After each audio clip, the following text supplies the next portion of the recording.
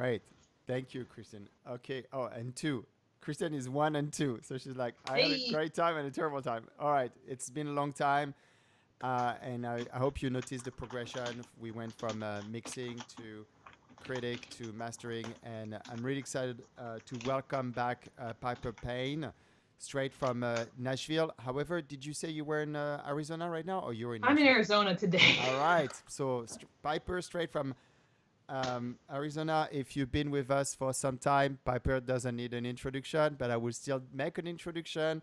She's, of course, an accomplished mix mastering engineer uh, out of, and she is so special that she can be in two or three different places at the same time. She's been in the Bay Area for now years. This is where we met originally, a, 6 a years ago. decade. Yeah. You've been here for a decade, and we met 6 or 7 years ago. And she's also out of Nashville, where she opened or joined Infrasonic now 2 years ago, Yeah, something like going on that, 2 years. almost 2 years Yep. ago. Yep. And she's worked with a lot of artists, and one of them that actually you introduced me at NAM earlier this year was Madame Gandhi. And I really dig her record, and she's an absolutely lovely person. She plays drums, I think. Yeah, She is. She's a drummer. she's a She drummer. She was a drummer for MIA and Thievery Corporation and a whole bunch of other awesome things. And now she makes her own music and she's fucking killing it. And she's fucking killing it. And so thank you for introducing me to her music and to her personally. So without further ado, Piper, how are you doing?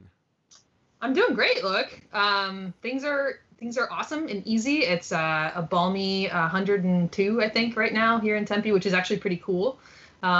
You will notice that I'm in a different environment than usual. Usually, I'm broadcasting from my studio or coming to visit you at SAE or Expression.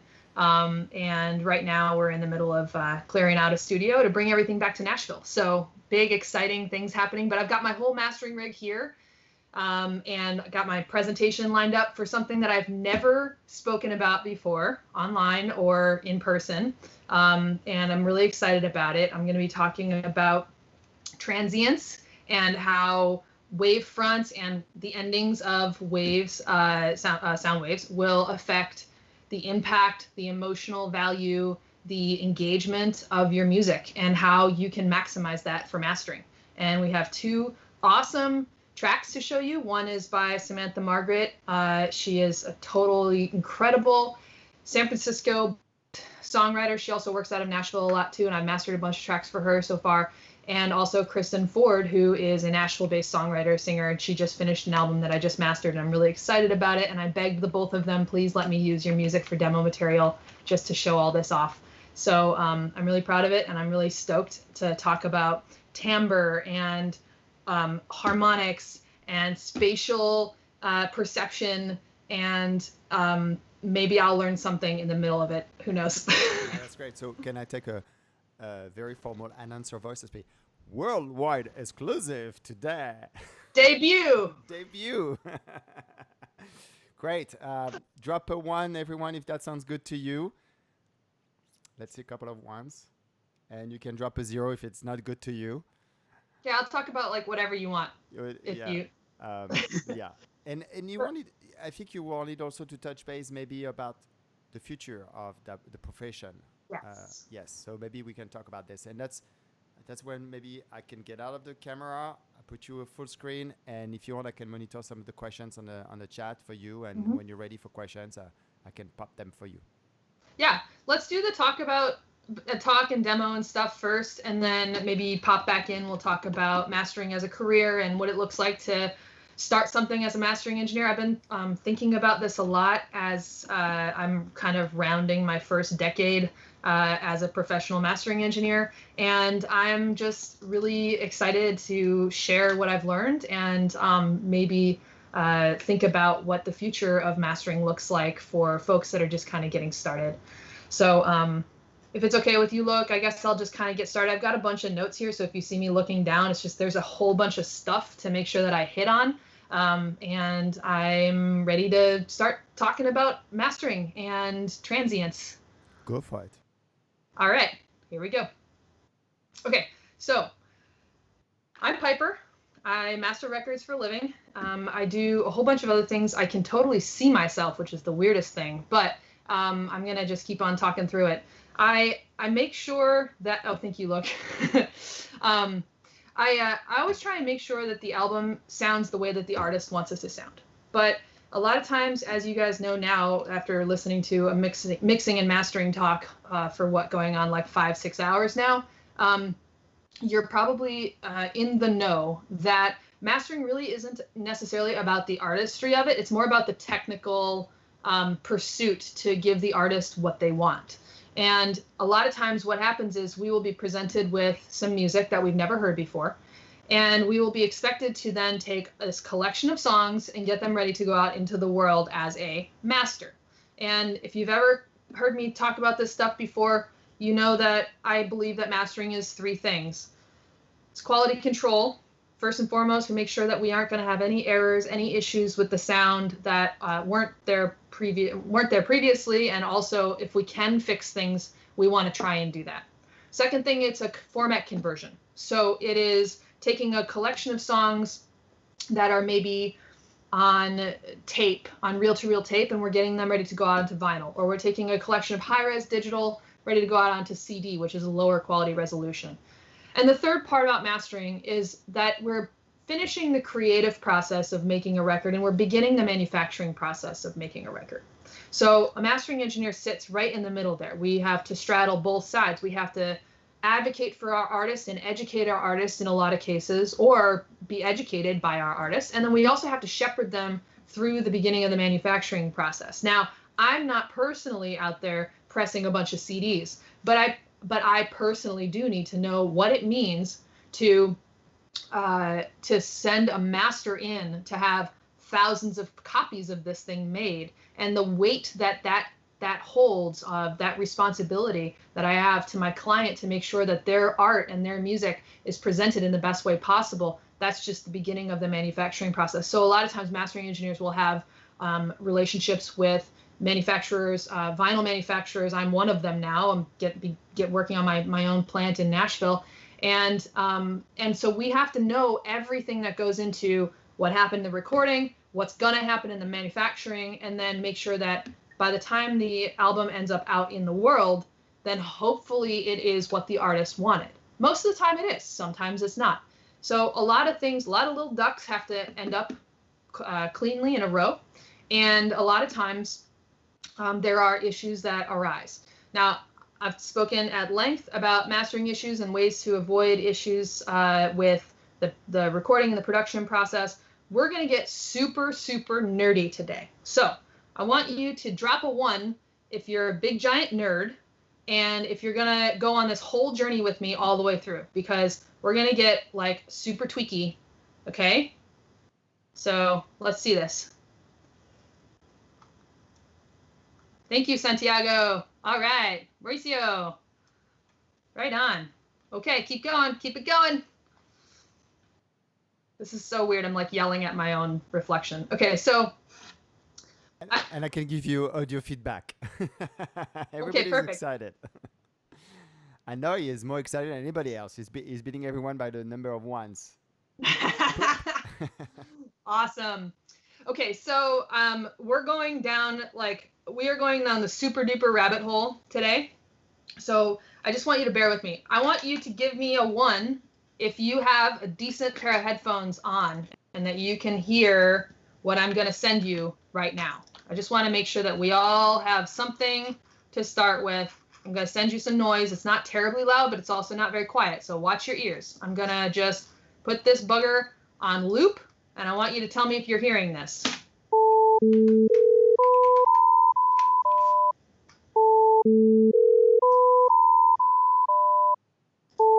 Give me some 1s.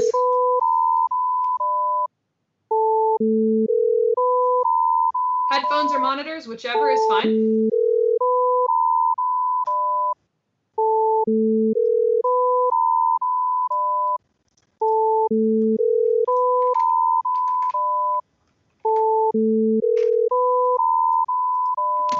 Okay, cool. Well, we mastered a song. We made a new one from the beginning. Okay, so good. I'm glad to see everybody, for the most part, is able to hear all of this. And Yes, it does sound like like old school dial-up. I remember waiting for AIM to launch when I was a kid. So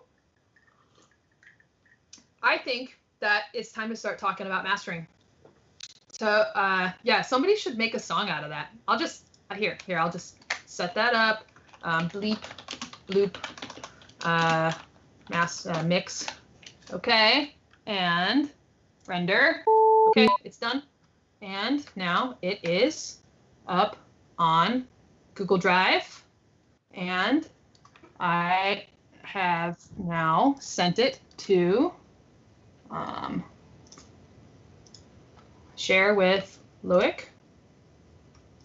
Share with Loic. Okay, Loic, there you are. There's your new song. Okay, so it's so easy to make a song, right? Wrong. It's very, very difficult, and artists work really, really hard on this stuff, and I know I'm making light of it a little bit, but artists work really, really hard. That's one thing that I always want people to take away from my talks, is that artists are working their asses off to make sure that they are creating something that the world is going to love.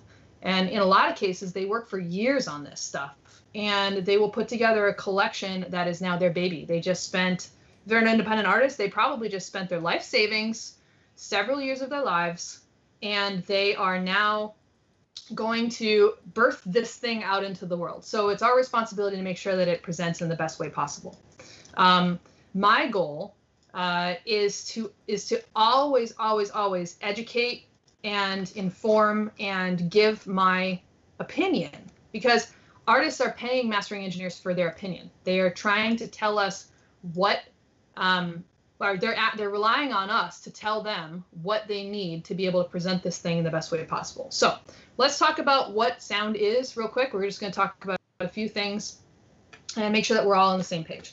So when I'm talking about transients, has anyone heard that word other than in the advertisement for this presentation here? I want y'all to write in the Slack what transient means to you. I'm going to give you a second. And no Googling. No Googling. No Michael Google. There's no, Piper, we know very well, you know very well, there's no stupid question. There are no stupid questions, look. And so there's okay, no I want answer. Somebody pop into this channel here and tell me what you think a transient means. Okay, Velma says the peaks,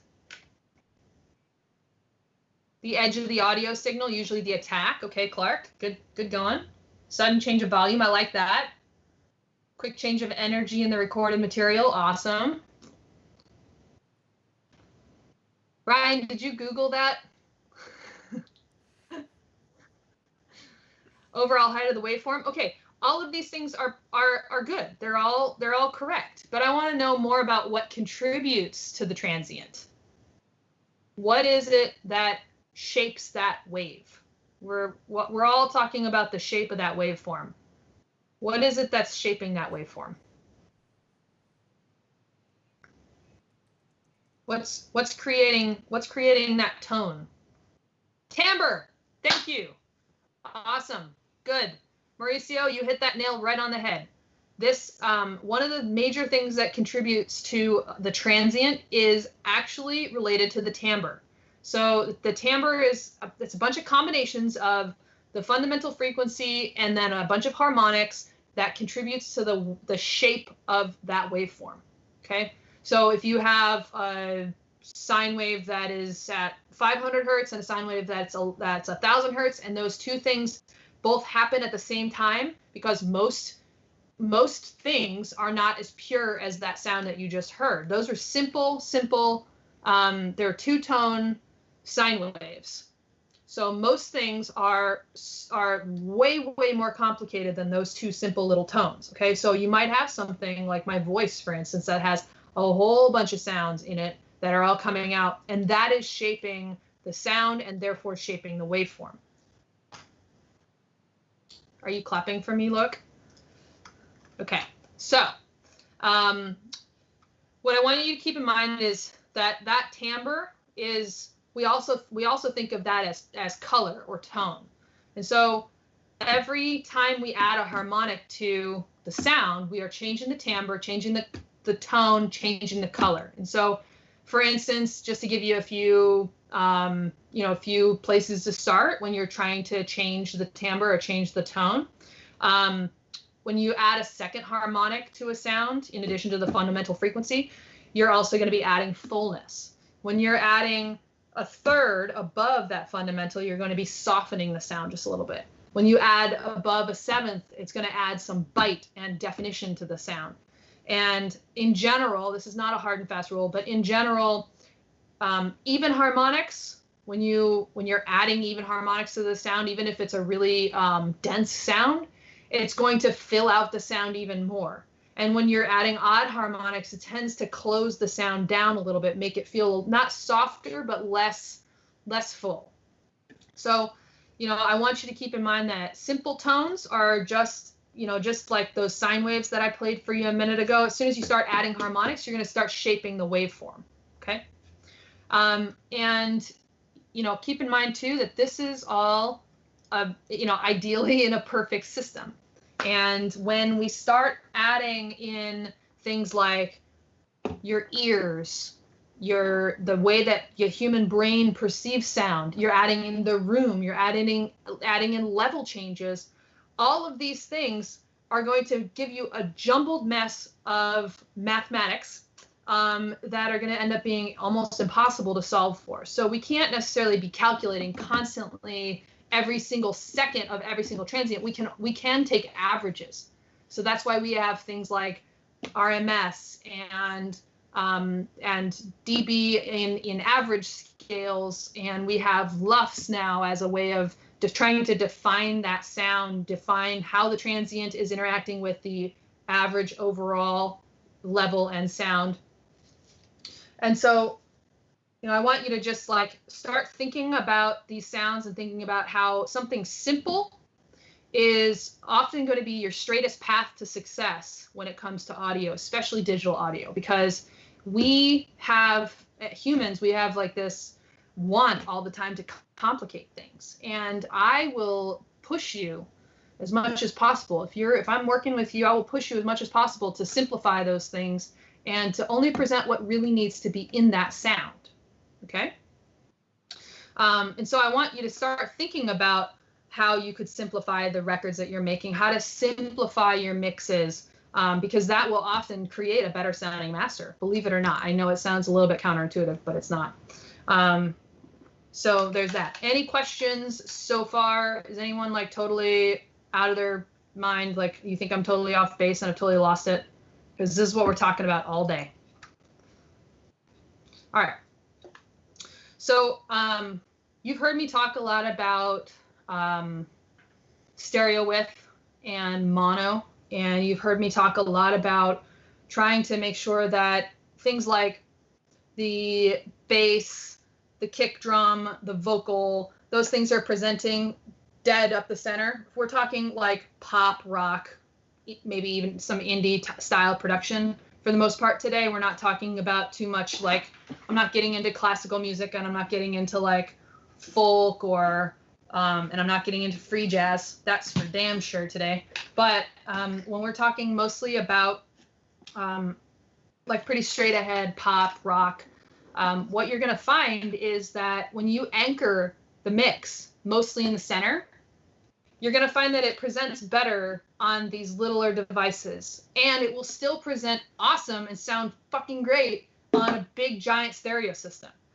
So what I want you to do is make sure as much as possible that anything that you're doing, whether you're focusing only on transients or you're focusing on the stereo spread or you're focusing just on a vocal, make sure that you're coming at it from a point of technical correctness as much as possible. And if there's anything that you're not super clear about in terms of recording techniques or basic mixing techniques and things like that, there are a lot of great books out there that you can start with. One of them that I really love is this one, Modern Recording Techniques by David Miles Huber. Awesome dude, awesome book. I've had this book or some version of it for most of my education. I've had 2 or 3 of them even. He's put out more versions of this, but this is an awesome book. And as is this one, this will help you out a lot with acoustics and techniques. It's called Building a Recording Studio by Jeff Cooper. Awesome book. But I just kind of wanted to make sure that you guys are armed with not only like hearing me talk about technical stuff and why you should do it, but actually like real world techniques that you really can't always find by just Googling stuff on the internet. You're going to have to open a book and look at it. And, you know, and anything that you're doing is going to contribute to your mix. A lot of these like little tiny timing decisions that you're going to see me talk about today are going to contribute to your mix. And a lot of times it's stuff that you're not even really aware of. And so, you know, controlling the program material, controlling those tiny little minute moments of sound, those things all matter. It all matters, and you have to be as simple as possible to get to your goal. So let's talk about some other things that will contribute to the shape of the transient, the shape of the timbre in your music. So I've got a whole huge list here, and I want to see y'all put some information here into that Slack. I want you to tell me a few things that you think will contribute or affect the shape of the transient in music. I'll start. The instrument that got recorded will shape the transient of your overall mix. Now somebody else go. I'll wait.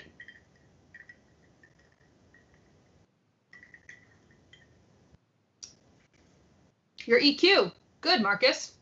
Very good. What else?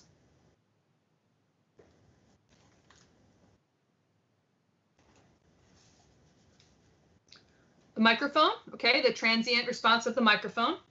And keep in mind that like microphones, the transient response of microphones will absolutely change the transient response of, or transient that you're recording into. So one instrument with a 57 or one instrument with a U87 or one instrument with an R88 will absolutely change the sound and the timbre. The instrument, the source itself, the performance. Thank you. Very good. Give me some more.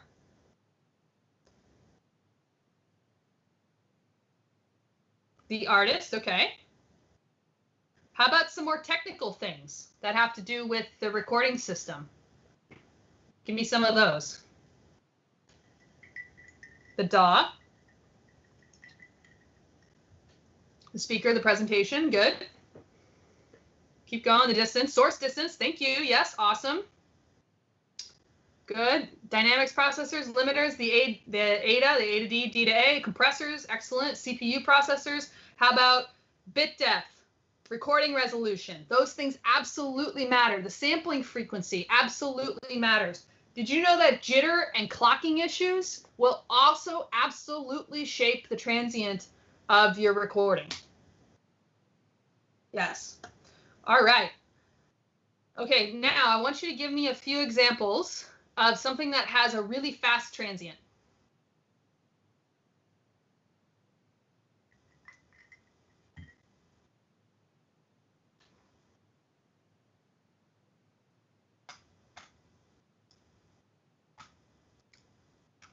Okay, a snare drum. Good. Fast transient. Give me something else. What else has a fast transient? A pop. Okay. So like a mouth noise or a click. Yeah. A kick drum. Good. What else has a fast transient? Hand clap. Snare. Guitar string. Thank you, Marcelo. Thank you. Guitar strings have fast transients. We don't think about that. We always think snare drum or a wood block or when I didn't empty the dishwasher and Catherine yells at me, that's really, really fast. It's like the timing is almost immeasurable. Wood block, good. Click, bullets, good. Guns, okay. How about a piano has fast transient because piano is kind of a percussion instrument, right? Okay, so how about something that has a slow transient? Let's talk about slow transients. Give me some that have slower transients. Booms. Come on, slow transients. How about vocals? I'll start there. Some vocals have very slow transients. Violin bowed. Okay, I would argue with that a little bit, that even a bow has the beginning of a fast transient. A flute, interesting. Okay. Pads and organs. Okay. Vowels, very good. How about a bass instrument? Horns, very good. Look, horns have pretty slow transients. Good.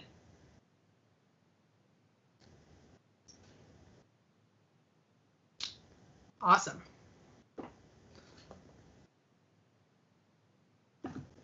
Cool. Any sound with a lot of reverb? Awesome. Yeah, you're right. Okay, so anything now I think maybe we should talk a little bit about attack, decay, sustain, release. ADSR. Who's ever heard of that term before? ADSR. Drop a 1 if you've heard of ADSR before.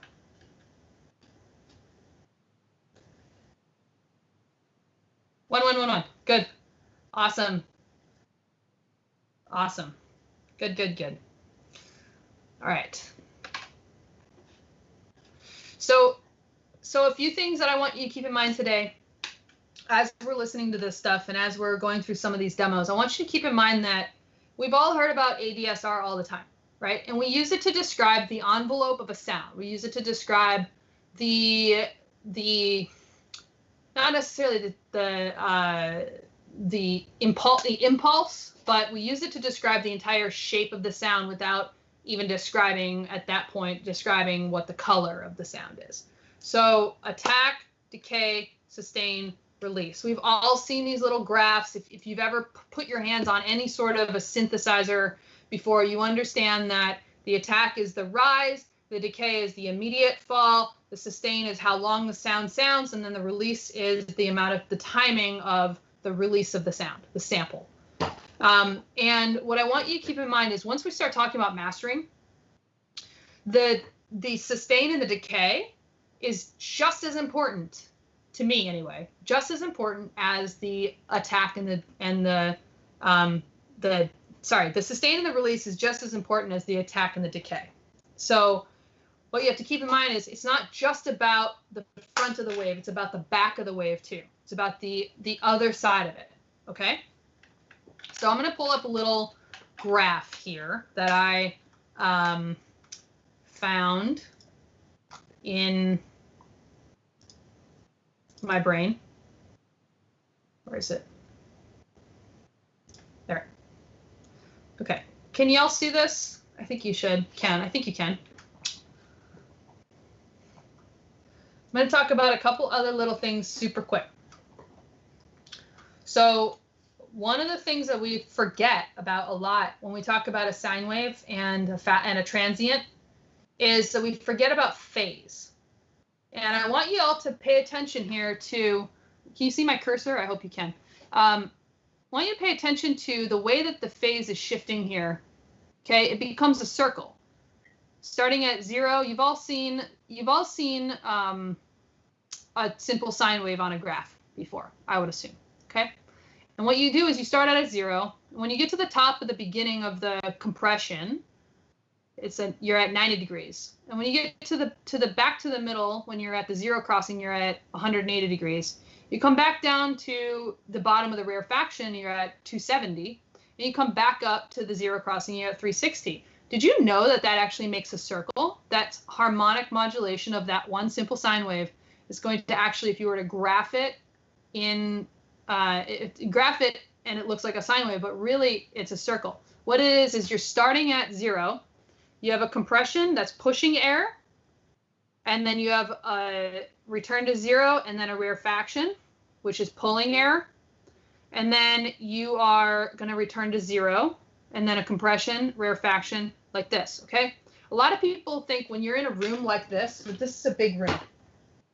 This sound comes out of the speakers, and the sound is coming at you like that, right? It doesn't.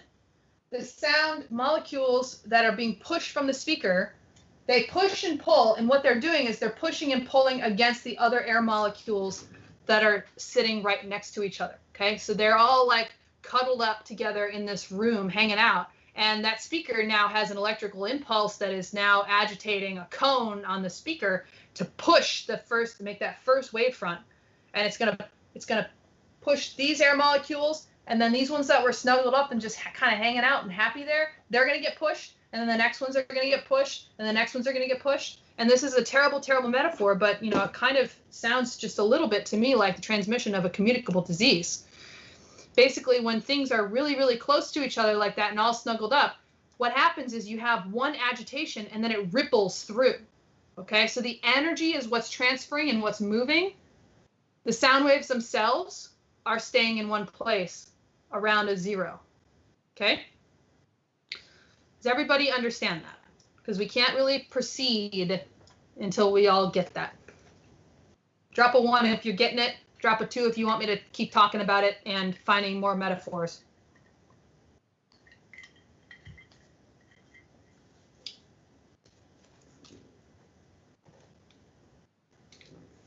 All right. Cool. So we've all been through basic acoustics. Excellent. So now let's move on to the next little thing here.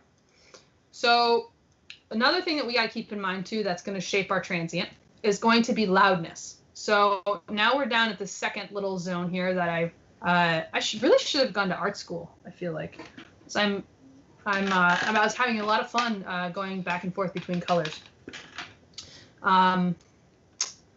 This first graph in the middle, we're talking about the loudness area.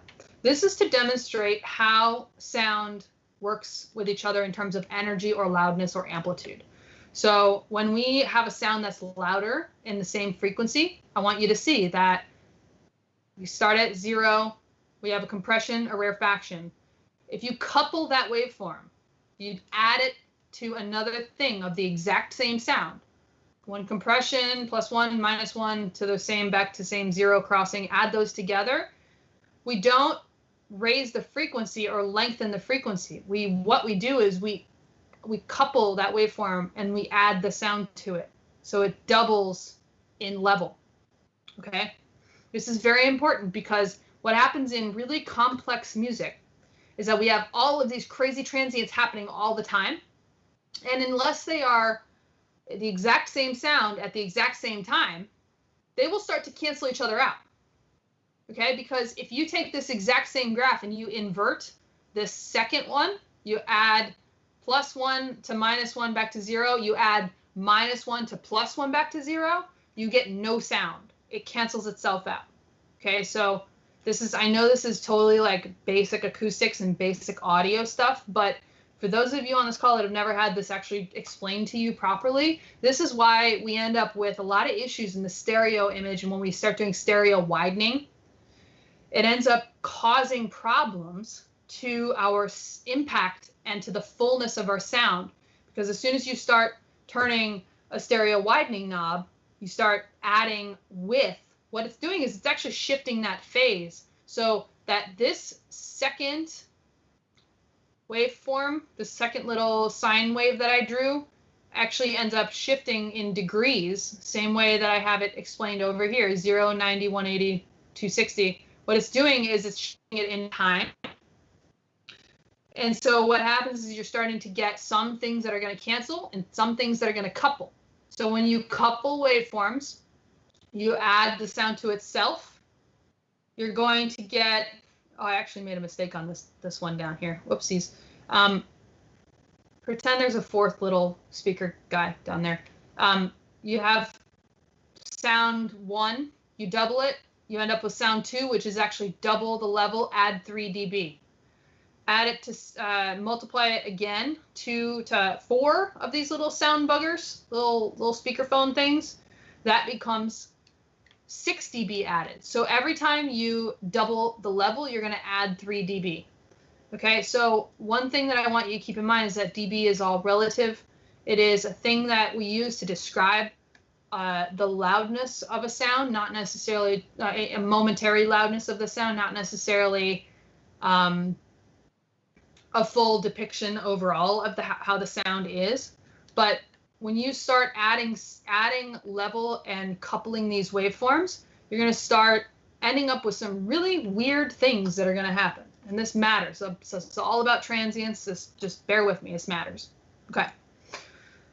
Last thing is this little guy down here. This is a happy little listener.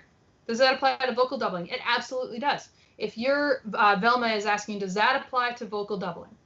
Yes. So if you are taking the exact same sound and you are replicating it at the same time, if you're so good, if you're like a vocal doubling robot and you can sing along to yourself at exactly the same time, you're going to have the same consonants, the same vowels, the same syllables, and the same notes probably that are going to contribute to added level of the sound, and you're going to start getting gain staging issues going crazy. So what I would say is when you're doing vocal doubles or you're doing stacks of vocals that are at the same you're singing at the same pitch, then make sure that you're pulling your level down a little bit every time, because you're going to start contributing to level issues in your mix.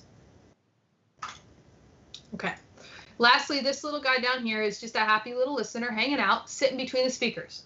Now, I want to make sure that we all understand that there's a few hard and fast rules about acoustics that we got to keep in mind. 1, this is a left speaker. That is a right speaker. This little dude is hearing sound out of the left speaker. Say this is a mix. Hearing sound out of the left speaker and sound out of the right speaker. It's reaching his ear at I don't know, X time, and the speakers are pretty close to him. So the sound that comes out of the left speaker and the right speaker hits his ears at different times, but not by very much. Sound that comes out of the right speaker hits his ears at right sound, and right speaker left ear sound at a slightly delayed time. Hopefully he's sitting right in the middle, like y'all should be. But what's happening is you're realizing that there is a difference between the sound that's coming out of the left speaker and the sound that's coming out of the right speaker. And what that is what makes stereo. Sound that comes out of both speakers at exactly the same time is going to reach your ears at exactly the same time, and you will perceive it as mono. If there is even just a tiny little bit of level difference or timing difference, even up to 30 milliseconds, will make it sound like it's exactly the same amount of time, the same amount of time. Once you get above 30 milliseconds, from say it's my voice coming out of the left speaker and coming out of the right speaker, and I delay the sound coming out of the right speaker by say 40 milliseconds, this little dude is going to perceive those as two different events. Okay, so these are just a few. It's called the Haas effect, by the way, if anybody wants to know. Same sound delayed out of two different sources, or one sound with two different receivers delayed by 30 milliseconds will sound like two different events. But I want to make that clear, because when you have a vocal double, for instance, that is delayed by more than 30 milliseconds, it's going to sound like two different events. So always keep in mind, like, make sure your edits are exactly on. Make sure that there are no, like, there's not any if you're meaning for them to sound like two different people singing, you have to have it delayed by a little bit more. If you're meaning for it to sound like the same person, get them as close as possible, because all that's going to happen is you're going to end up with a smearing effect. You're going to, if it's vocal 1 and vocal 2 and they're far enough apart, they sound like two different things. But as soon as you start bringing them closer together in the amount of, like when they're actually coming out of the system, they'll start to sound like the same person, but then the listener won't really understand what's happening. And so it'll sound like you're saying the same thing twice, but like it's also kind of overlapping, and it's going to start vocal smearing, and that's going to become a really big issue down the road when mastering gets it. And I'm going to be going like, hey, what's happening? Is there an extra vocal track in here that's not meant to be here? What's going on with the reverb? What's happening? It's going to start sounding super weird. So these are basic housekeeping things. Just keep an eye on that stuff. Make sure that as much as possible, if it's meant to be a vocal double or a vocal stack, make sure that they're both starting at the same time and they're both ending at the same time, because I'm talking every single syllable, because it's going to end up starting to sound smeary and weird. Okay, back to it. Thanks, Santiago. Yes, phantom image in the center. That's what will happen, is that when you have two things that are supposed to be mono, coming out of both speakers at the same time. It ends up being a phantom image in the center. All right, so back to it. I'm going to quit screen sharing here. I'm going to come right back to our little Skype session. And I'm going to ask, before we get into demos, any specific questions?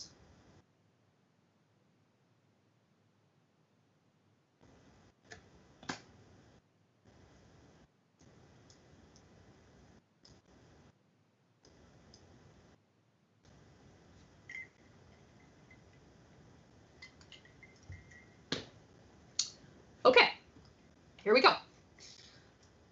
I'm going to now share my screen, and we're going to talk about these little bleep bloops. There's a few other things that are really important to transients that I want you to see. Okay, so here we are, share screen. Here's the bleep bloops. All right.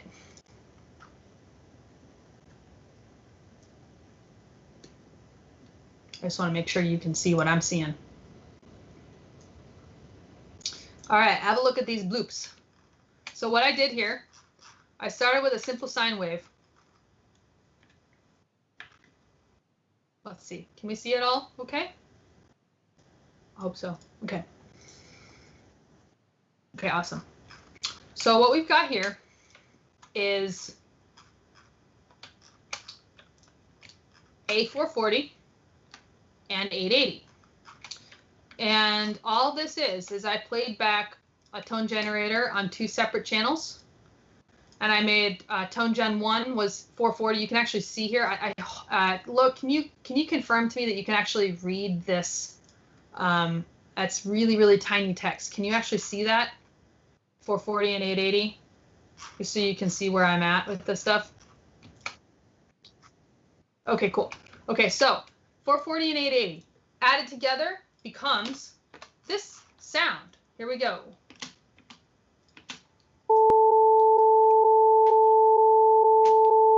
It's not very loud, it's not very long.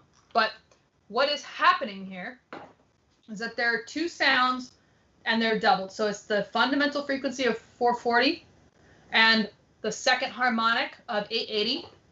And it's just a simple tone, 2 simple tones that are going to interact with each other. And this is where we start getting into the super duper nerdy stuff with mastering, is that I want you to hear and understand a few different fundamental things that are going to happen in music when we start getting some really weird things happening with the way that these interaction effects are going to happen. Okay? So these are 2 simple tones, 440 and 880. This is their sound. Together. Here's 440 and 220.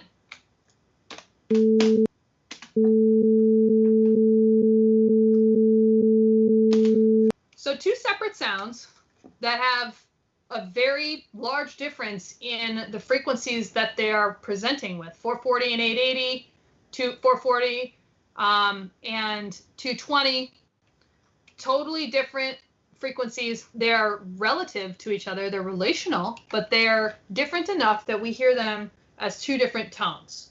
Okay, now here's some weird shit that's going to happen. Once we start getting into tones that only differ a little bit, so say you have 2 different guitars that are playing, they're playing the same sound, same part, okay? 2 different guitars, you're doubling the guitars. One of them is slightly out of tune.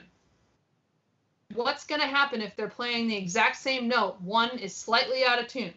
Anybody want to drop some information in this Slack here and tell me what the term is that if they are 2 of the exact same sound, one slightly lower or slightly raised in frequency. They differ very, very slightly. They have the same, thank you, Hanoi, thank you very much. They have frequency beating. So that's what's going to happen here. This is 440 and 480, same amplitude. And what we get is a beating sound. This is, or called, sometimes called pedal tones.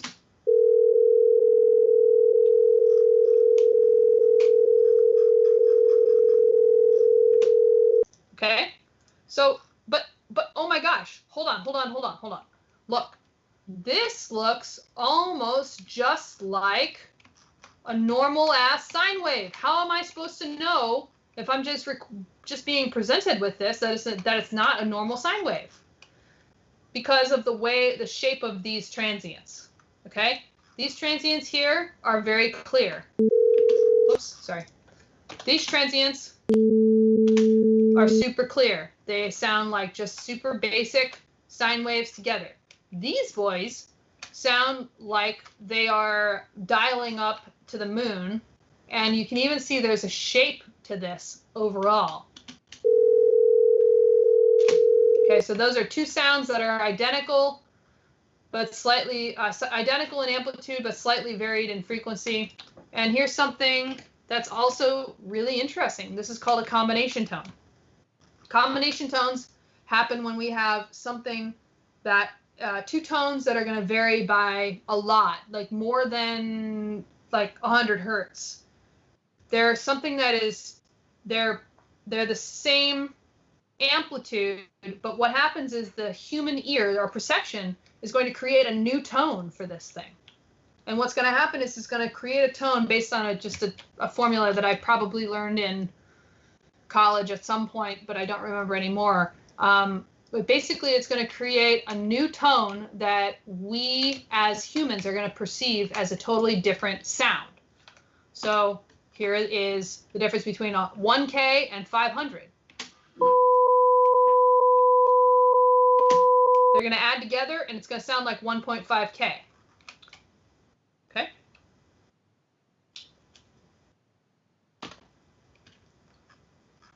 Lastly, I have two other little things to show you here. We have I have a little demonstration on masking. So masking is the last thing I want to talk about as far as these little demos go, but it is super important that we understand how masking works. So masking is when you have two different sounds that are they can be close or far in frequency, but when one is slightly lowered, then you are not going to hear that lowered one. You're only going to hear the one that you hear first, the louder one. Okay, so when two tones are really close together in frequency, but one is slightly lower, then you won't hear that. So I have right here two tones, 1K and 920, that are playing at exactly the same amplitude.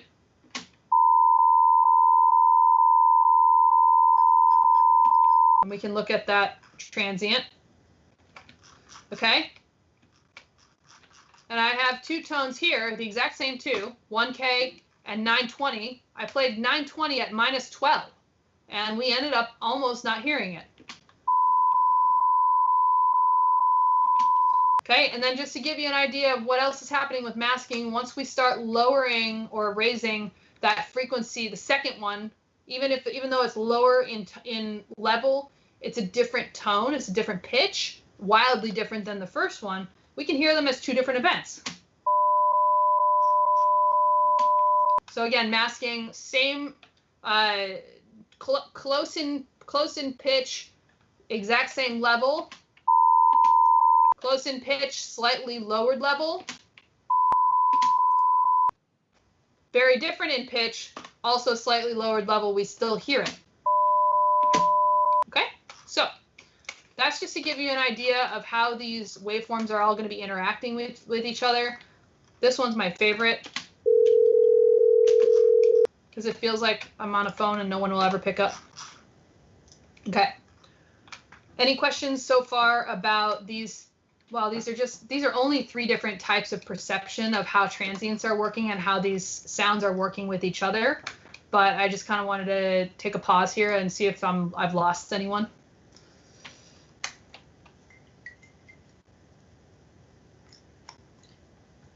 No? Okay. We will move on. All right. So, moving back over to here. Who wants to hear some music now? As if that wasn't music. Come on. All right. Here is Let's go. Let's do it. You got it. So this is, let's see, I'm sending this one to Audio Movers. Everything's fine there. I just wanted to double check that I'm not sending any other crazy weird plugins or anything on this stuff. So now you should be able to see. We have 2 different songs here. One, our one here is by Samantha Margaret. She's a total badass. What is the takeaway from the demonstration of the tones? Well, Ryan, the closer the frequencies are, the harder it is to distinguish 2 frequencies. Yeah, the idea was just to explain to you and show you how even with super simple tones, what happens is we start getting really confusing with our perception and the way that we're hearing these things. And once we start getting into real music, real sound in space, it starts getting really confusing for a listener to hear and understand, and also for a mastering engineer to just be presented with for the very first time. So now what we're digging into real sounds in real space. We're going to start with a track that's a little bit more electronic. And what happens is we have a slightly electronic, some vocals, a little bit of real instruments, I think, but not a lot. And we still have a pretty pure sound, okay? And what's going to happen here is we have, I'm going to zoom in here so you can kind of see. We have already, I'm seeing very complicated transients in some of these drum sounds. And also, as soon as she starts singing, we start getting way more complicated, okay? And y'all have been through this before. Y'all have spent some time with mixes and probably done a little bit of compression and limiting. And you've realized that, I hope you've realized anyway, that when you start doing dynamics processing, you end up with a lot of things that you thought were going to be loud, but they end up quiet. You end up with things that you thought were going to be quiet and end up loud.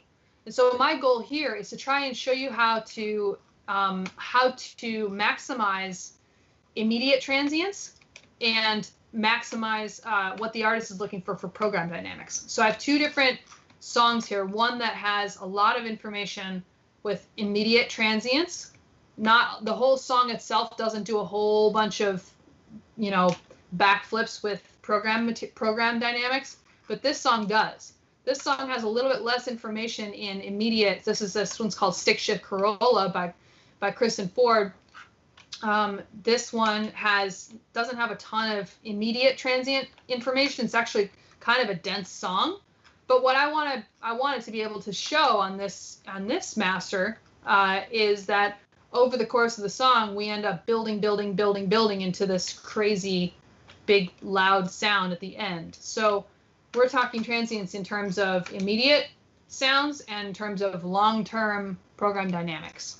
Okay, so let's start with this song called Feminist Girlfriend, Feminist GF. Here is the mix. It's going to be kind of quiet.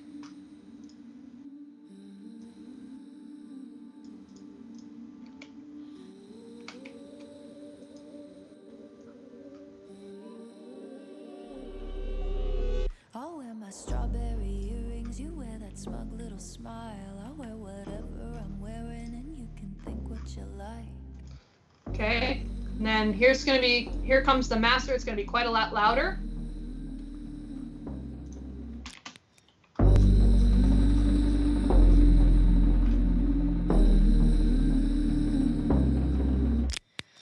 You say that you like to watch hot bitches fail.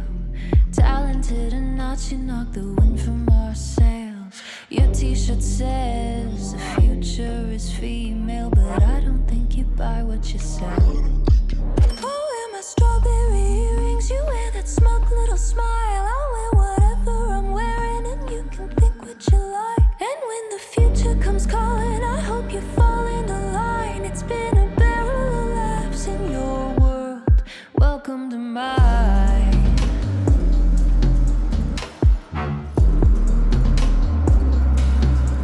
You've got a feminine. Okay, so this song has a lot of stuff in it. And as usual, I'm going to ask you all to tell me what's in this song before we even start mastering it. So tell me what is in this song.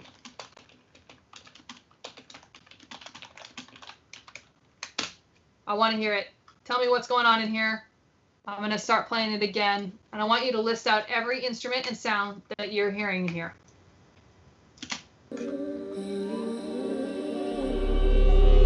I'll wear my strawberry earrings, you wear that smug little smile. I'll wear whatever I'm wearing, and you can think what you like.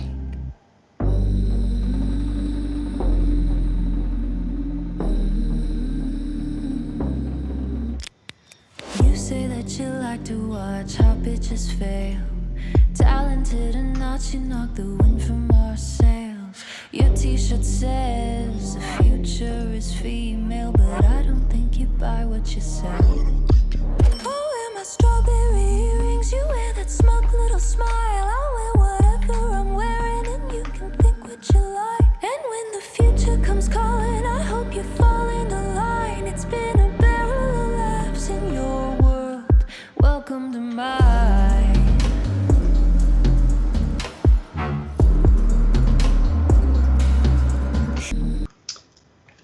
Okay, good. I'm seeing most of it here. Okay. How about some other things like reverbs, delays? Yep. I think there's probably a cello or something in there. I'm not really sure. Okay, good. Is this song released? No, not yet, actually. You guys are getting a super duper sneak peek. Oh, hi, Samantha! How you doing? Did they miss anything? Is there anything out in that, and anything else in that song that that they missed there? Good, pitch shifted vocals. Very good, Ryan. Awesome. Okay. So right now, I want to talk about this moment right here. I want to talk about what these sounds are right there. We're going to get super, super tweaky, super nerdy. And I just want to talk about these moments. Okay?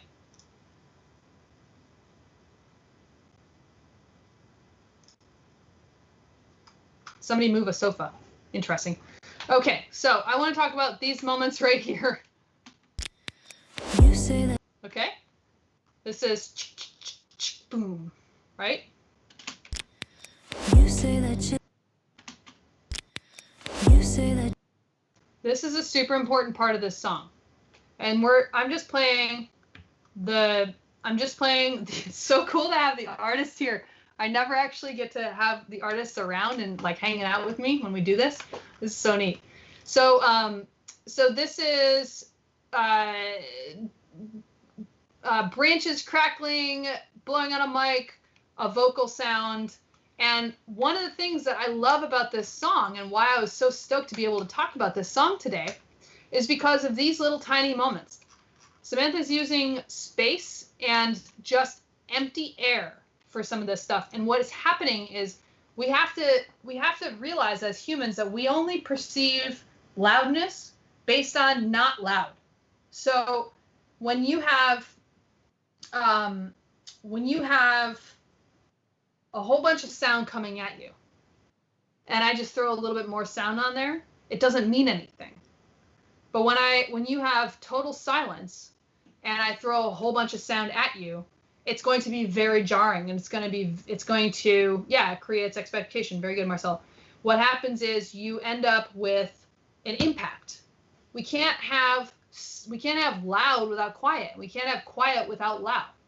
Okay? So I'm going to challenge all of you guys on this call to be brave the way that Samantha and her production team are, to be able to use silence and use these quick little sounds to be able to build expectation and build impact for when this moment happens. You say that you like to watch how. Okay? That is super cool, and I'm super impressed with not only just the protection technique of doing that, but also the bravery of having a little bit of silence in your song for once. It's pretty awesome. So let's talk about how we achieved that sound of that master, because here's where we actually started with the mix. On that exact same moment, here is the mix. You say that. You say that. Okay, and then it became this. You say that. And that's not just a level change, right? It's not just a level adjustment, not just a level difference. It's not just compression. It's some actual work that I did to push that moment into something bigger than what I was presented with. Okay? So how did I do that? Well, this is just a super generic like group of 5 plugins that I pulled together last second right before I started this little talk. This record was actually this song was actually mastered as with all the other songs that Samantha has sent me on the console in our Nashville facility. So I have a room that I work out of in Nashville that has mastering transfer console. It's got a bunch of Manley gear. It's got a NIF EQ. It's got Moog EQs and K comps. It's got an R&D master bus processor, all kinds of cool shit to play with. And I'm going to try and recreate that here in the digital domain in the plugin land. But this song is actually mastered on a console. But I'm going to master it here in the digital domain for you. And then we're going to talk about it a little bit. So I'm going to start with some of the things that I really want to preserve are going to be this moment. Right? That shoot right up into the beginning of this, I don't know what you would call it, a pre-chorus, I guess. I want to make sure that I can preserve that silence and not raise the level too much, not limit it too much. But also, as soon as that moment comes in, I want to be able to have it be as impactful as possible. And if anyone has ever heard me talk about mastering and compression before, you know, I'm a huge fan of slower attack times and of parallel compression. So that's the first thing I'm going to do is pull up my super secret little thing that I pull up on most projects that are going to be mastered quick like this. As Frank says, it's now time, kids, to get your phones out. This is one of my little tiny secrets that you're going to hear about now. And then the phone for me mastering records will stop ringing because everyone knows all my secrets. All right.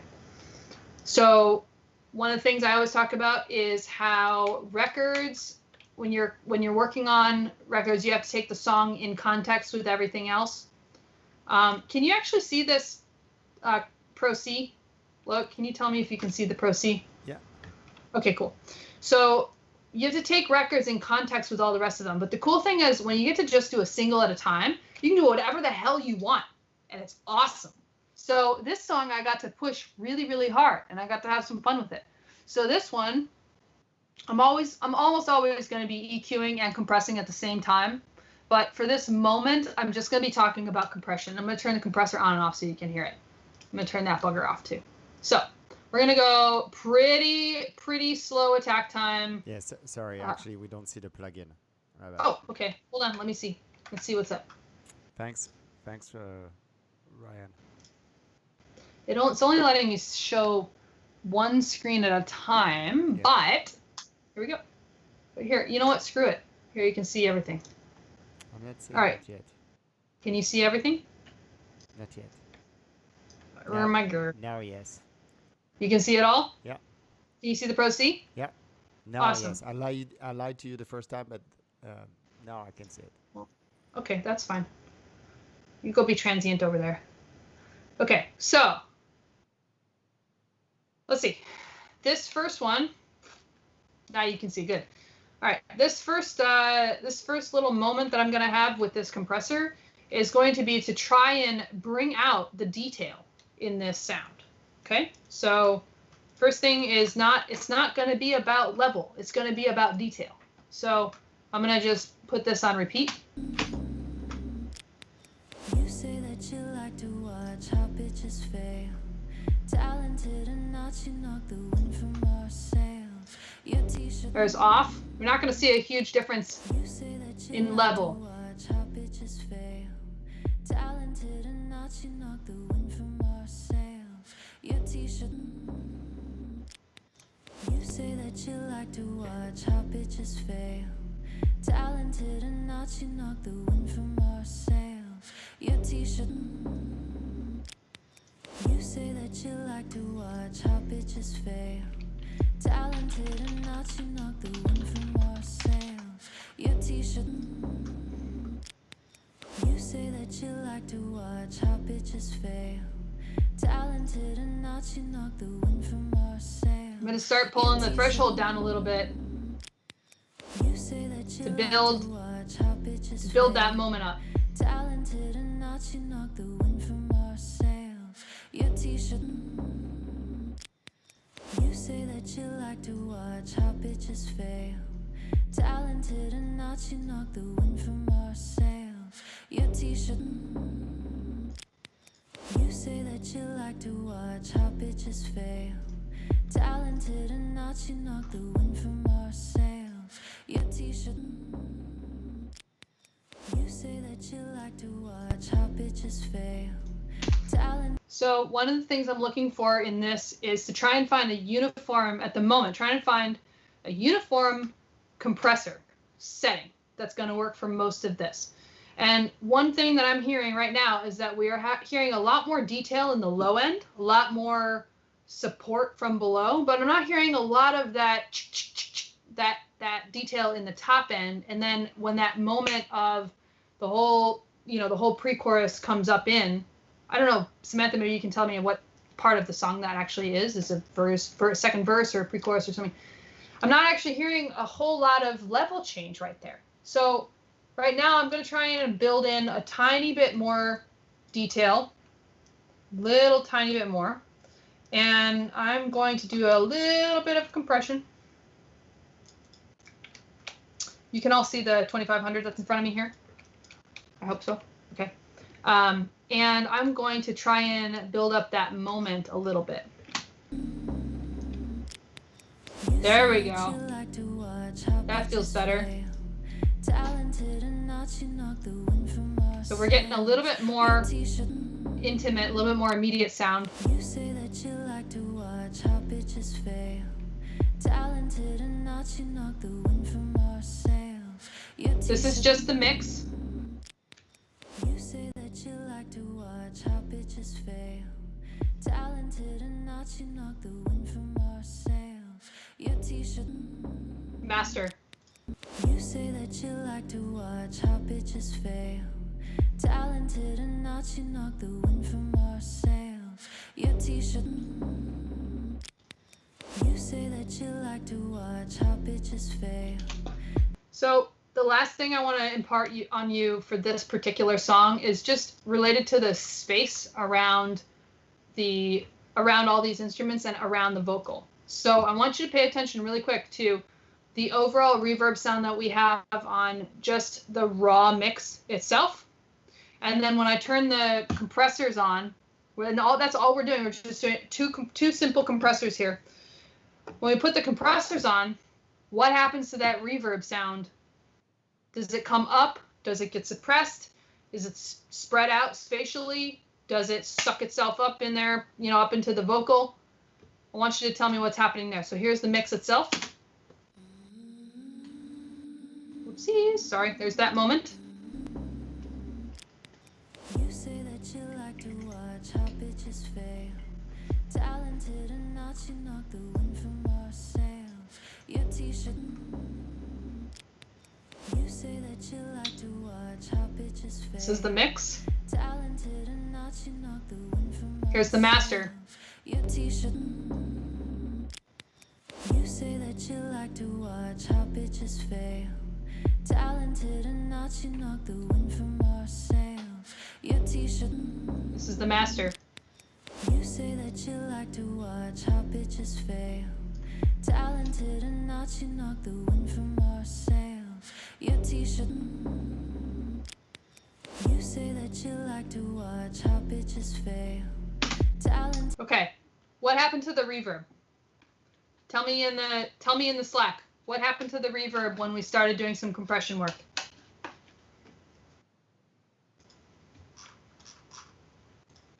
Come on.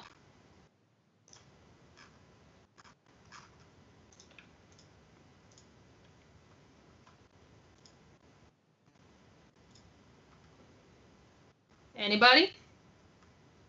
Oh, several people are typing. What happened to the reverb between the mix and our little compressed master? Okay, that's fair. It got clearer, right? It's the master. The reverb has been brought up a little bit. Yes, good. because even though we didn't do a ton of gain riding and gain change, all of the stuff that's on the sides, all of the transients, or all the sounds that are not common to the transient are going to come forward. Okay, so that's just what's going to happen with a compressor. It's going to compress the dynamic range, and then we're going to add a little bit of gain to raise it up. And then we end up with what happened in the master itself, which was this. You say that you like to watch how bitches fail. Talented. Oops, sorry about that. You say that you like to watch how bitches fail. Talented or not, you knock the wind from our sails. Your t-shirt says the future is female, but I don't think you buy what you say. Oh, wear my strawberry earrings, you wear that smug little smile, I'll wear whatever. Okay, all right. Thank you so much, Samantha, for letting us have some time with your song. I really appreciate it. You're awesome, and I'm super stoked for the release of this one on, I think, October 9th. Yay. Okay, so moving on to the next track. This is called Stick Shift Corolla. This one is one that was a little bit tough. Kristen, yes, same day as the next event. Kristen Ford is a badass songwriter, awesome artist. She just went on a like crazy long tour all over the country and like saw a bunch of bison like a week after I did too, which was awesome. But before she left, we mastered this EP, and this song is, I think, the last one. Kristen, if you're on here, you'll have to confirm to me. I think this is the last song on the EP, and so it had to be like this crazy huge moment at the end. You can see how even the mix itself, which was mixed expertly by Rachel Moore, awesome mixing engineer out of Nashville. This last moment of the song is the one I want to focus on. And there are some things about this that I totally love, and some things about it that were a little bit difficult to achieve. But I think that we did. I think we did a really good job on the master. I think it sounds great. So this is Stick Shift Corolla by Kristen Ford. And here is the very end of it. This is the master that's going to be playing. And I think this whole record just got released. Kristen, you'll have to confirm that for me. But here it is. You can really only love yourself unconditionally. No, I don't want you back.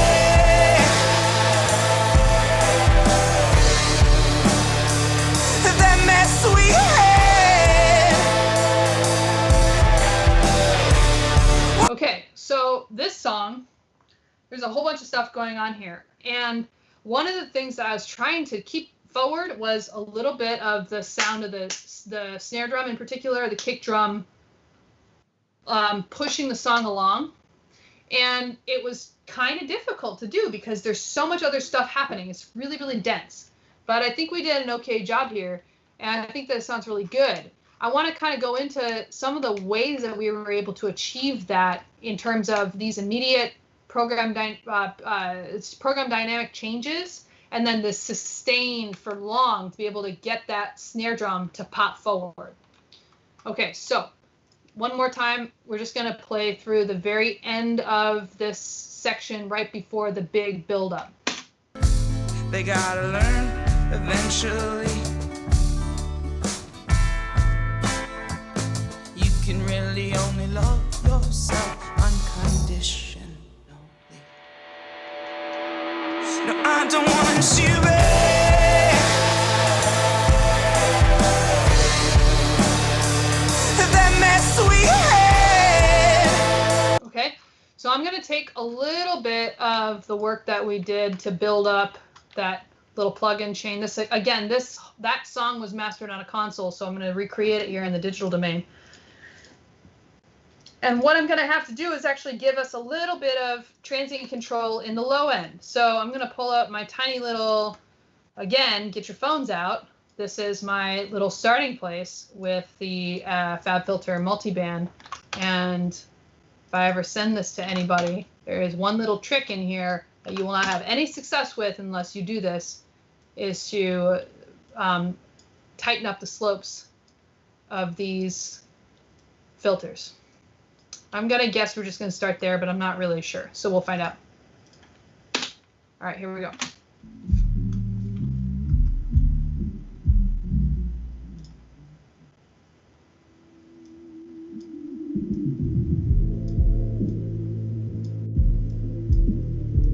There we go.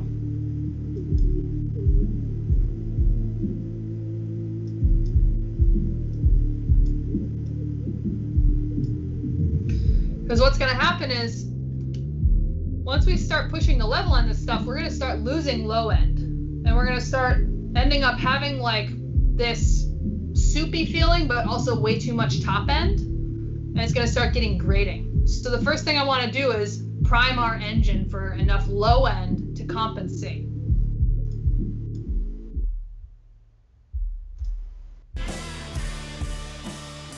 So here's without.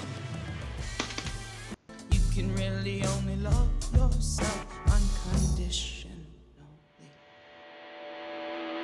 No, I don't want you, Okay. Here's our little adjustment in the low end. You can really only love yourself unconditionally. No, I don't want you,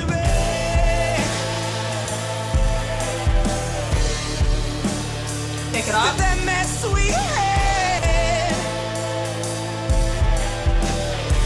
So there's a thing that happens here where when we start giving this thing a little bit more low end, low mids, we start losing intelligibility in the snare drum in particular. It doesn't cut through the mix anymore. If you listen, when I turn it on and off, you can hear the snare drum kind of just become part of the washy reverb. You can really only love yourself unconditionally. No, I don't want you, Turn it on.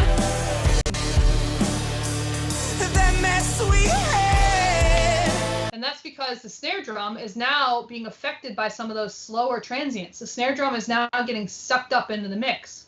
So maybe I've gone a little bit too far. Let's see if we can dial that back a little. You can really only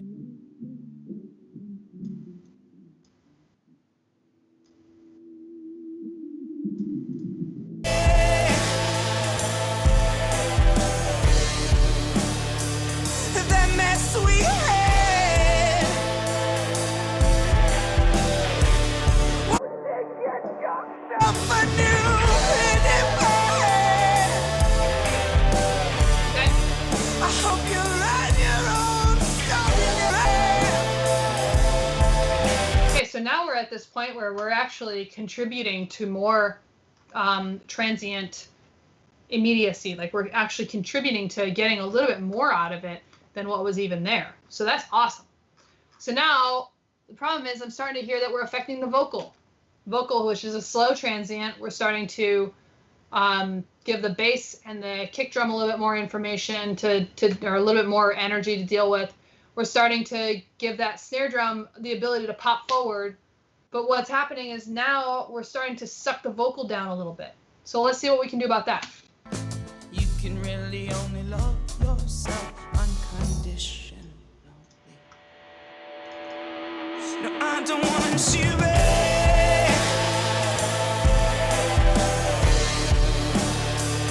that mess we had. Yeah, okay. Won't you get yourself a new head?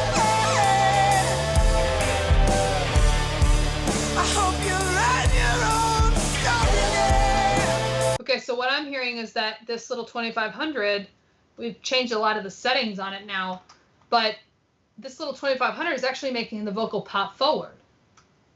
So I think that it's helping a lot.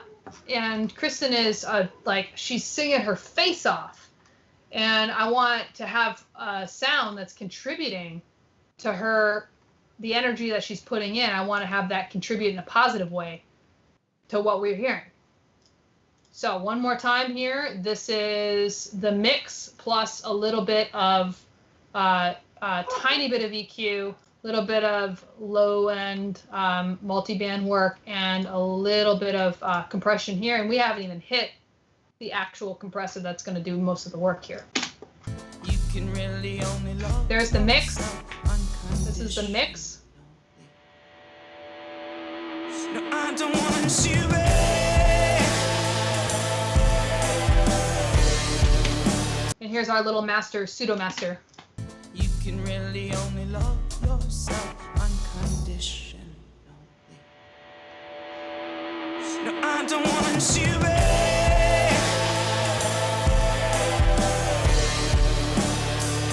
That mess we had. Won't you? Okay, awesome. So then here comes the actual master that we did, and then I'm going to start taking some questions. So here's the actual master that got made on the console. You can really only love yourself. We actually got pretty close to this sound. Pretty close. No, I don't want you, babe.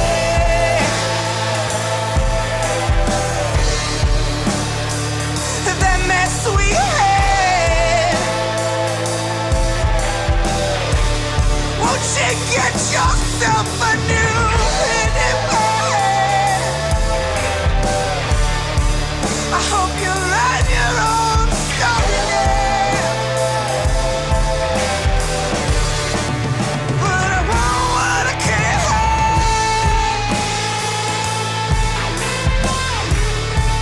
No, I want what I can't have.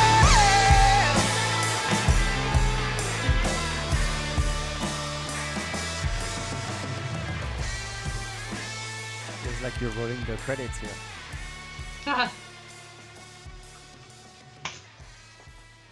All right. Kristen, awesome. Thanks so much for joining. You're a badass. Hey, put your socials in there so they can find you. Yes. Okay, awesome. Hey, so how we doing? Everybody okay?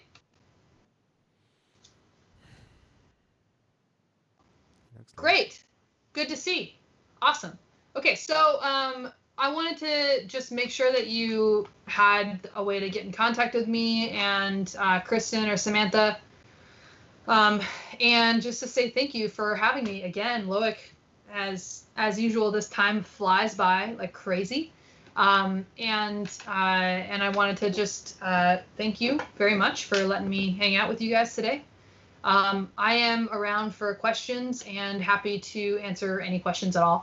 Loic, do you want to facilitate those questions, Yeah, or do absolutely. you want me to just answer them directly from Slack? I'd love to facilitate them. At least let's take maybe 2 questions live, and then if we have, because we have a very long day. We started 9 hours ago. Is that crazy? 9 hours. Yes. So Ryan, you have a question. What's your question, Ryan? He had a question. Make sure you guys you follow Kristen, you follow Samantha, you follow Piper. You have her contact info on the screen, and also she, I believe Anna shared Piper's IG earlier on. So make sure you follow them. So Ryan wants to ask, with the 2 compressors, you're trying to bring out the details of both tracks. What does each compressor accomplish? It was a little tricky for him to follow. Totally get that. And, obviously it's hard to get all of this.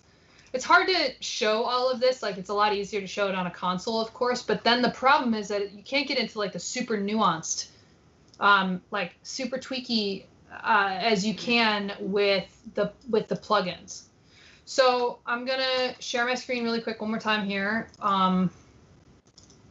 So that you can see the plugin that I had going for Stick Shift Corolla. This plugin here, the Pro C, was not even being used to demonstrate. I was showing you mostly. I wanted to show you what you could accomplish with a really well tuned in multi-band compressor. And I will just be the first to say that multi-band compressors are not for everyone. Like, they are so dangerous. It's like playing with a chainsaw to cut a birthday cake. Okay? There is so much craziness that you can do to your track without even realizing it.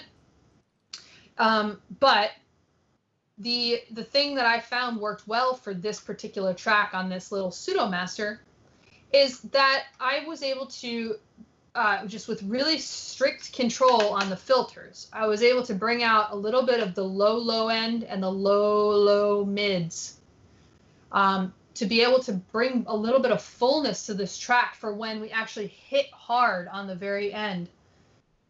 When you have that, like, that huge buildup, what happens is a lot of times in songs you'll get a feeling of like a lot of intensity and a lot of excitement. The entire bottom will drop out. So what I was trying to do here was build some foundation and build a little bit of dynamic foundation, so you get more of the kick in your gut. You get a little bit more of the bass, the sustain of the bass. Again, going back to the end of the transient is just as important as the beginning of the transient. And then here, this little 2500, what I was looking for is to bring that vocal forward. And that's a very different way than I used it with the Samantha track. So Samantha's track was to build in a little bit of excitement and anticipation here in this moment of silence, and build up into this moment, this like super quick moment right here.